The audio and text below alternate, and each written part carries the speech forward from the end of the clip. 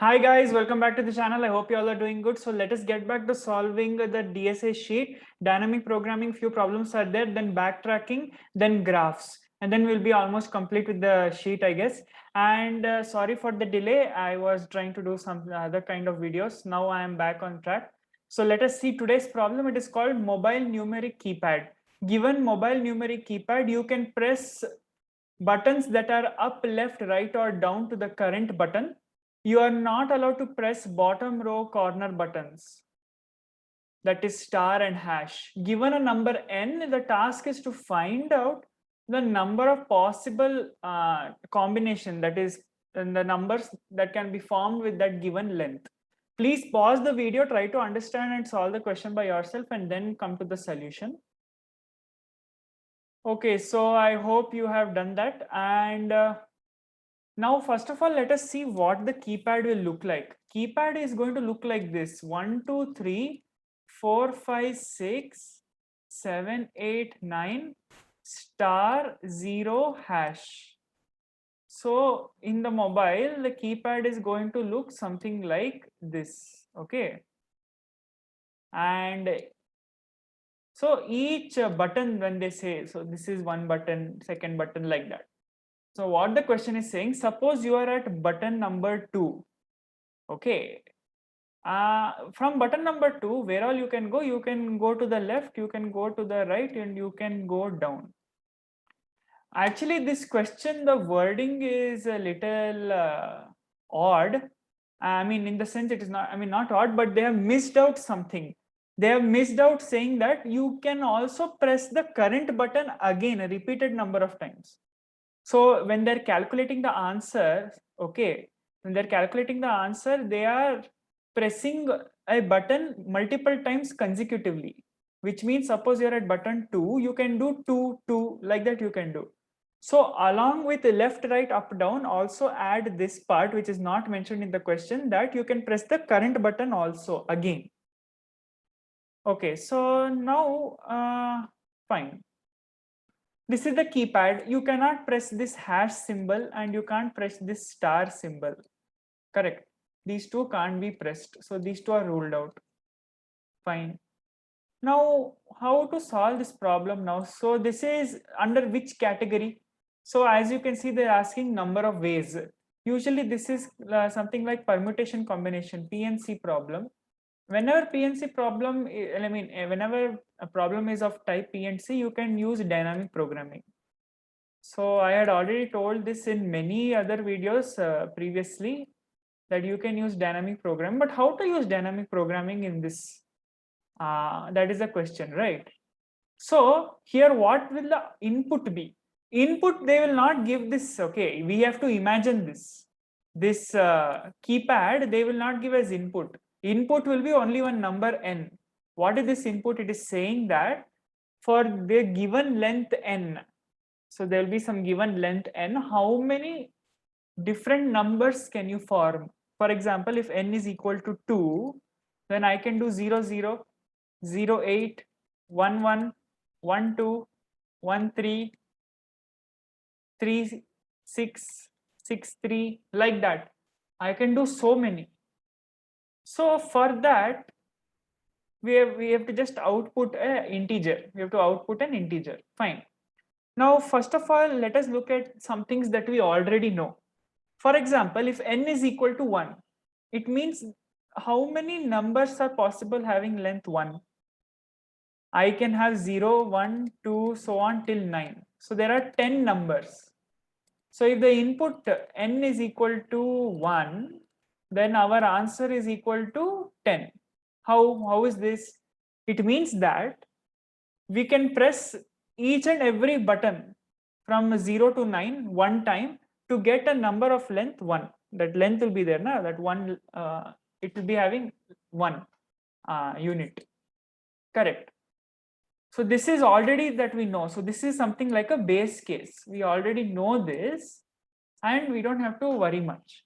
See, there are so many ways of solving this problem. You can use recursion, very basic. I think even backtracking you can do. But the one that I am going to tell now, it is going to have O of n time and O of 1 space. So it is going to be almost the most optimal solution. And we will also be using a different STL. So in C++, STL, we have not made use of list. So we are going to make use of this also. So something new you will learn in this video, okay? So what are we going to do now? Basically, what is the approach now? When we said n is equal to 1, and we said that we can have the numbers as 0, 1, 2, 3, it means that the last digit is either 0, 1, 2, 3, so on. Correct. Last digit. See, whenever you type a number, suppose you type a number like 1, 2, 3, 4, the last number you type is the last digit of that number. Correct. So 4 you typed last, 4 is the last digit. Now, if I want to know how many numbers end with 4, suppose I want to know, I'm asking you a question now. I'm asking you how many numbers end with 4 such that the total length of that number is also 4. Then you need to know how many numbers can come and fill this position, that is just before 4. That is just before pressing 4, how many numbers can come? How will you know how many numbers can come? Suppose you have pressed 4 now. Now think about it. In what kind of scenarios could you have pressed 4? You could have pressed 4 after pressing 4. That means once you pressed 4, again you pressed 4. Or you could have pressed 4 after pressing 1. Because see, if you are at 1, you can go down to 4, right?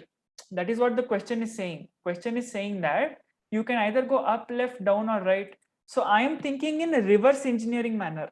I am thinking from the other side.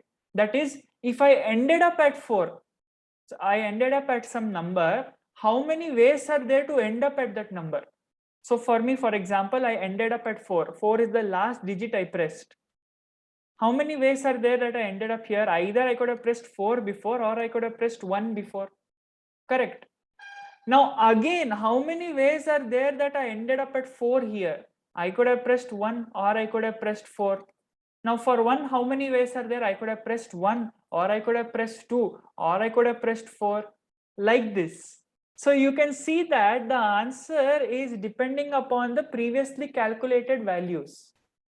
It means that, see, now I took a random example, okay? I took a random example wherein the n is equal to 4, the length is 4, and I considered that the number is going to end with the number 4.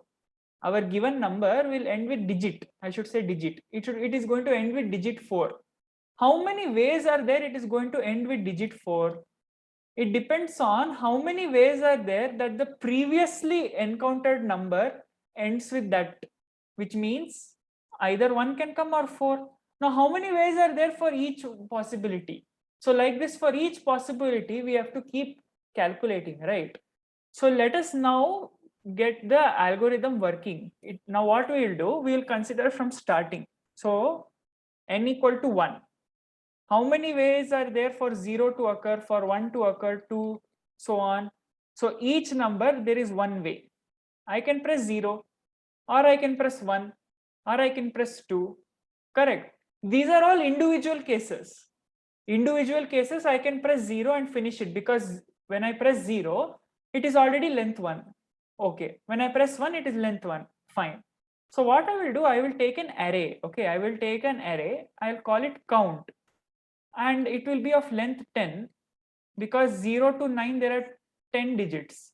Now, what this count array will tell us, it is going to tell us how many number of possibilities are there that the number having that length n, and n varies from I varies from 1 to n. So I should say count array represents at each and every iteration how many numbers are there which are ending at that digit. So count 0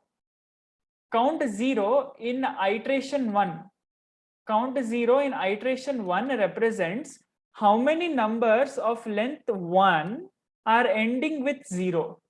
Similarly, count 0 at iteration n will represent how many numbers having length n end with 0. So if I know how many numbers end with 0, how many numbers end with 1, so on like that, and I add that total, it will give me number of numbers having, number of numbers end having a length n.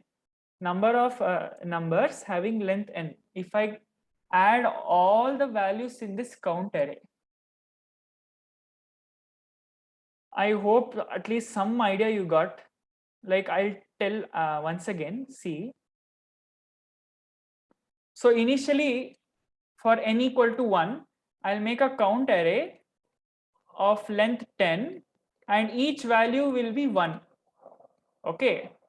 Now I will start my iteration for I equal to 2 and it will go on until n. What is basically happening here? Here it is saying that for each length, that is 2, 3, 4, so on until n, I will calculate how many numbers are possible which are ending with that particular digit. That particular digit means if it is ending with 0, 1, 2 or 3.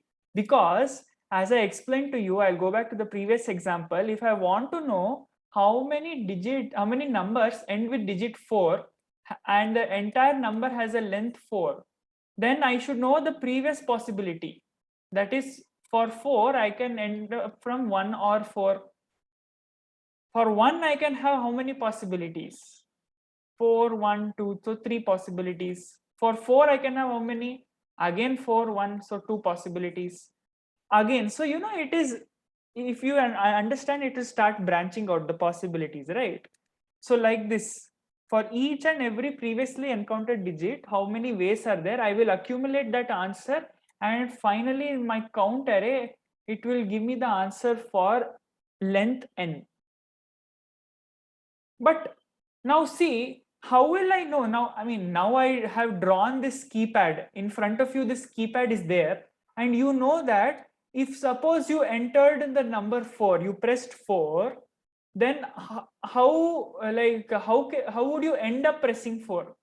That means before you pressed 4, some number you might have pressed, or if this is the first number, that is fine. Suppose if this was the second number you pressed, then what would have been the previous number? It can be 1 or 4, correct? How will you know that while you're coding? Here you can see and tell, okay, from 1 I can go down, something like that you can say, right? So what we'll do, we'll make use of list. What we'll do in list is, for each and particular digit, we will store the list. That means we'll make a list like 0. So list of 0 will have what? 0 is adjacent to 0 and 8. List of 1 will have what values? Whatever is adjacent to it, like it is left, up, right, down, like that. So 1, 2, 4, and a list of 5, for example. So L5 means whichever numbers are adjacent to 5, right, up, left, down, and 5 itself. So 5, 2, 4, 6, 8. Like this we will store in lists, and we will access each and every list. So I hope you have understood basic part. I'll go to the coding part now so that you will get a better idea as to what is happening. So let me go to the coding part. I have written the code. So as you can see here, I have written it and I'll explain to you line by line. Suppose n is equal to 1. We already know the answer. N is equal to 1 means number of possible numbers of length 1. That is 0, 1, 2, 3, 9. You press one digit, it's over. So how many digits are there? 10 digits. 0 to 9, 10 digits. So you return 10. Then I'm making a list, an array of list, you can say. So 10 lists are there, 0 to 9. And for each list, I'm assigning for that particular digit how many ever neighbors are there. All their neighbors I'm assigning. So for 0, 0 is neighbor. The same digit also you have to count. Like when you read the problem, you might not get this information, but you should count the same digit again. Okay, 0, 8 for 0. For 1, 1, 2, 4. Now for 8 also you see 0 will come again. Basically for every digit, what are its neighbors? That is what this list is telling us. Fine. First we have to make this. Then I'm taking a array count, and everything is long int type because the answer can be high, very large. And initially I am storing 1. Why is this? Because I need the initial base condition, that is, at least if n is equal to 1, I know the answer. That what is this count array telling us now? What is it representing? It represents that for the particular length, how many numbers are ending with that particular digit. That means count of 0 will tell how many numbers are ending with 0, and the total length of the number is 1. So that is equal to 1. That is what it's telling. So initialization is this part. Fine. Now what is this outer loop for I equal to 2, I less than or equal to n? That means for now we're considering length 2, 3, 4, so on until length n. The length of the number, right? 2, 3, so on until n. And I am making a temporary array count, which will help me count how many ways are there that a particular digit ends for that particular length. For length I, listen to me carefully, for length I, how many numbers are there which end up at the particular digit? So how many digits are possible? 10. That is why this temporary array is also having size 10. So count temp 0, what will it represent? Count temp 0. Count temp 0 will represent in the ith iteration that a number of length I, how many possibilities are there that it is going to end with the digit 0. So that it is going to represent. Okay. And now see, if j equal to 0, j less than 10, that means from 0 to 9, I am taking every digit because I have to consider every digit possibility, right? I have to consider the possibility that the number is going to end with digit 0, number is going to end with digit 1, number is going to end with digit 2, so on until number is going to end with digit 9. And now what I'm doing, I'm saying int x in list of j. Now what is list of j going to be? For example, if j is 0, list of 0, see carefully, list of 0 is having what all values? 0, 8, correct? So this is not a syntax error, you can write like this in C++. Now x will have those values, whatever is there in list of 0. So x will be 0, x will be 8, like that. Okay, until this entire list is iterated completely, all those values it will encounter.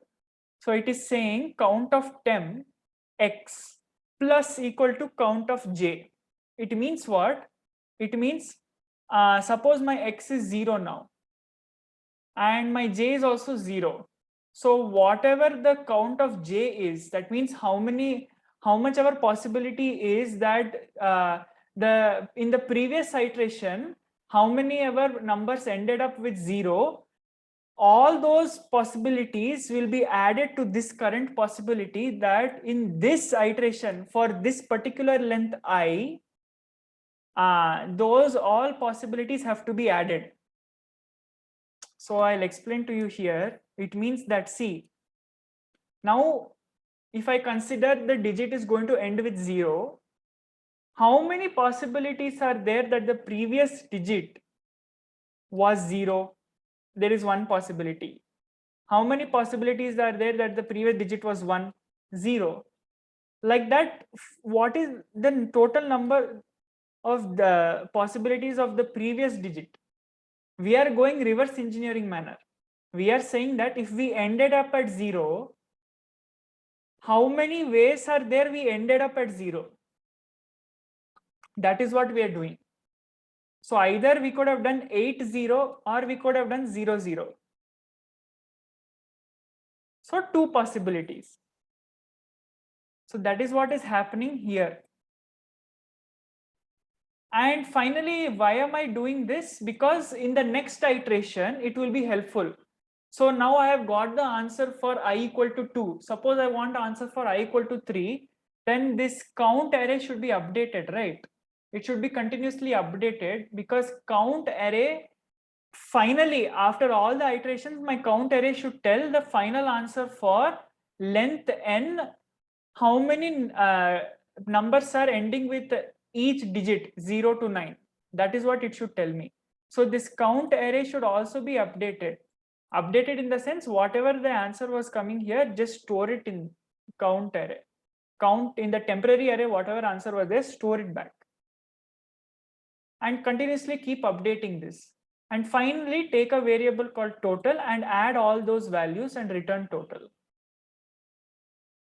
So this was the solution. I know it's a little bit tricky to understand, but you take some examples. If you want me to take another example, suppose if a number is going to end with 8 and it is having 3 digits, suppose n is equal to 3, it is going to end with 8. Now, if you look at the keypad, or maybe you should observe this, in list of 8, how many neighbors it has? 5 neighbors it has, right? Suppose I say that the previously encountered digit was 5.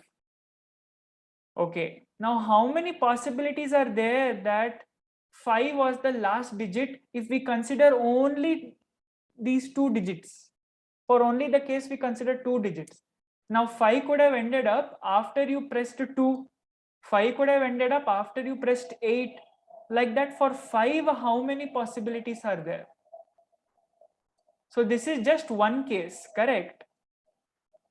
Suppose same example, it ended up with 8. You could have pressed 7 also. How many possibilities are there for 7? Like this. That is what is happening here.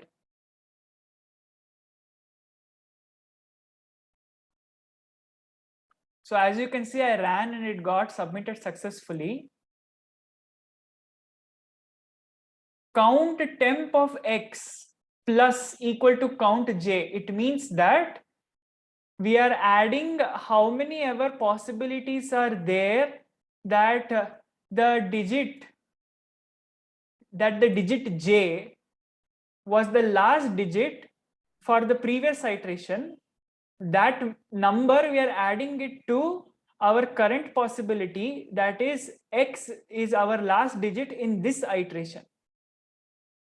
See, 5 over here, for example, if I write like this, 8 and 5.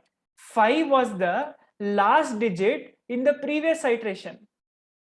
Forget 8. In the previous iteration, 5 was the last. For example, 5 was the last. But now in this example, 8 is our last digit. And how many ever possibilities are there that the number ended up with 5 in the previous iteration?